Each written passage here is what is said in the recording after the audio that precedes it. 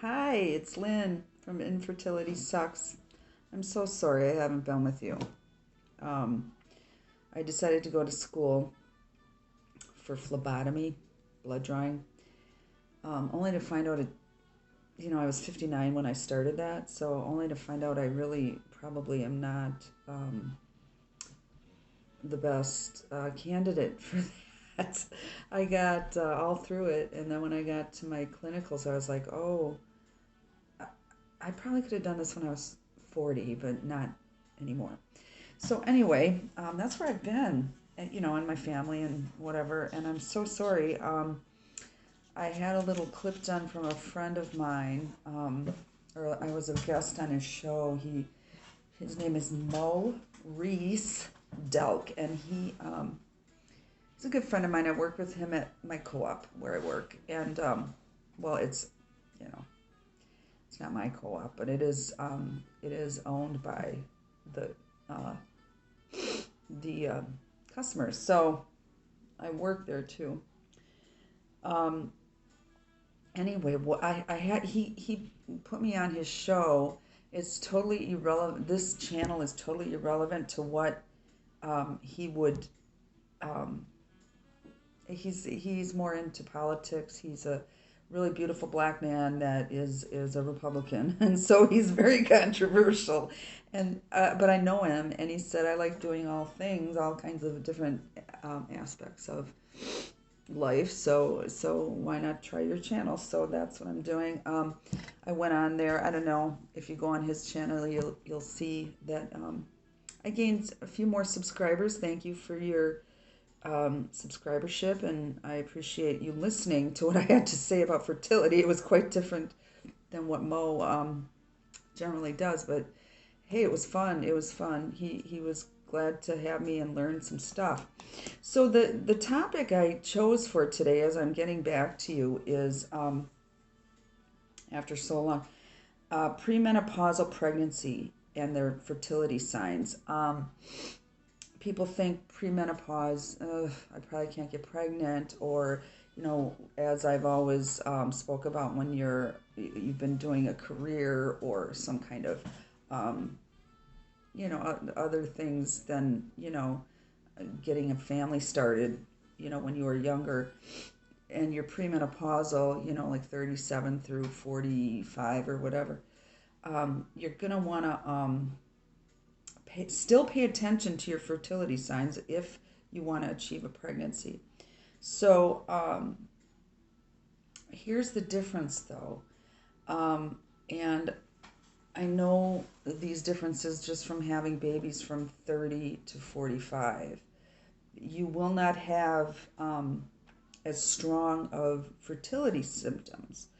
However, if you know how to identify them and keep track of how you're feeling, is your cervical mucus in your underwear, is it feeling slippery, all that, you'll still get it, but you might not get it that strong. But that's what I'm here to say, is you can still get pregnant. I have a friend that also has 7 kids. When she was having her seventh, and when she got pregnant with her seventh, she swore she had no cervical mucus. She went up to harvest it. She felt as she said, quote unquote, she said, I feel as dry as a bone, and I got pregnant with her last child, that seventh one. So that's what I'm here to talk about. If you're premenopausal and you're trying to get pregnant, don't just because your symptoms aren't as strong doesn't mean you won't get pregnant. You just have to be more clued into it, and maybe have some skills to figure it out. As I said, you're not going to maybe see as abundant of mucus in your underwear. It won't be as clear sometimes, stretchy like you were when you were 30. It won't be that. It might be like a little cloudier, a little more white. Also, when I've spoke of going up to harvest mucus. It's an odd thing to do, but you can get a lot of information. You can also feel your cervix. Like, say when you're 30, you know, you can get your finger this far up into your cervical opening.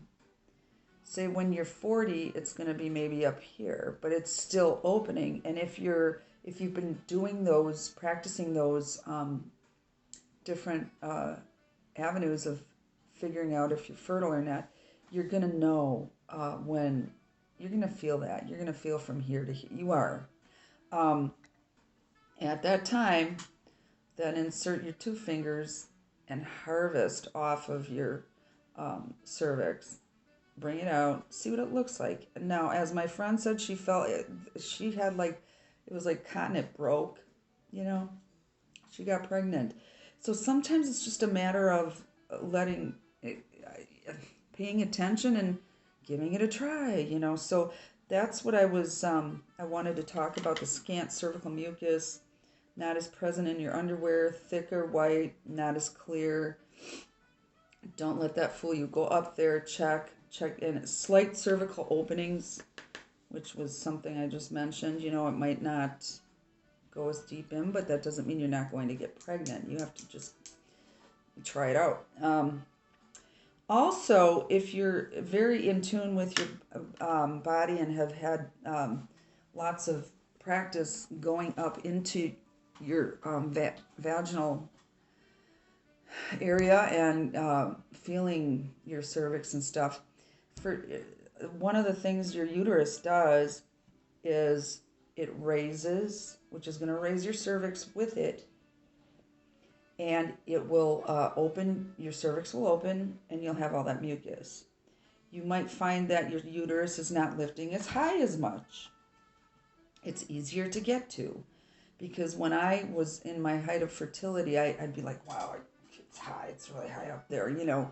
So it might not be as high, but that doesn't mean you don't have a chance. So as I say, I'm giving you this info so that you just, you know, to give you encouragement that this is not the end of the line, you know.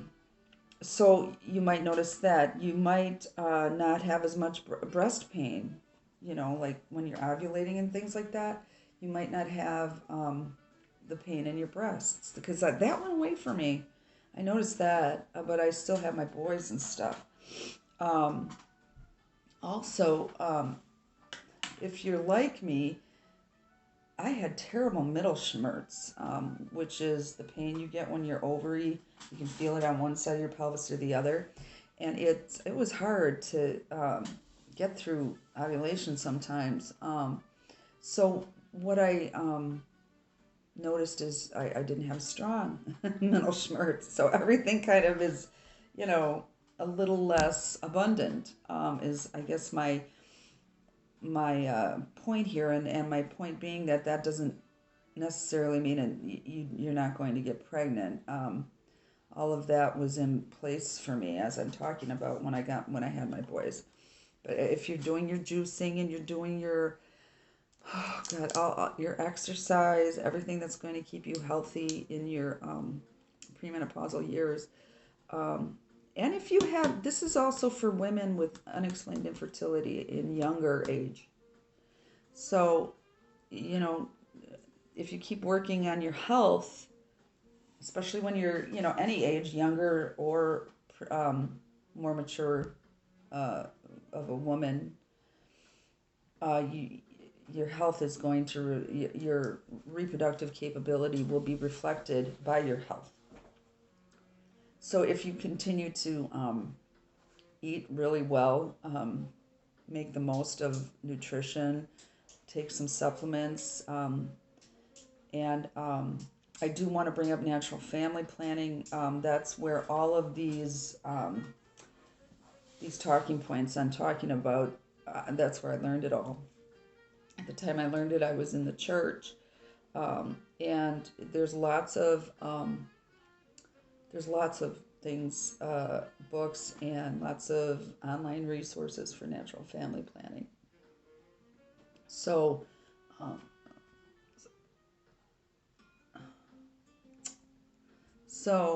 anyway, I wanted to come to you with that today, and and explain it and let you know it's all, just keep going, keep trying, keep doing all the good things. When you're in doubt, do something healthy, do something supportive of your goal, and that's kind of how I coped with that. So anyway, I'm glad to be back. I hope everybody enjoyed any or all of this or any of my other videos. Thank you to the new subscribers. Thank you to the ones that I still have. I'm sorry I'm so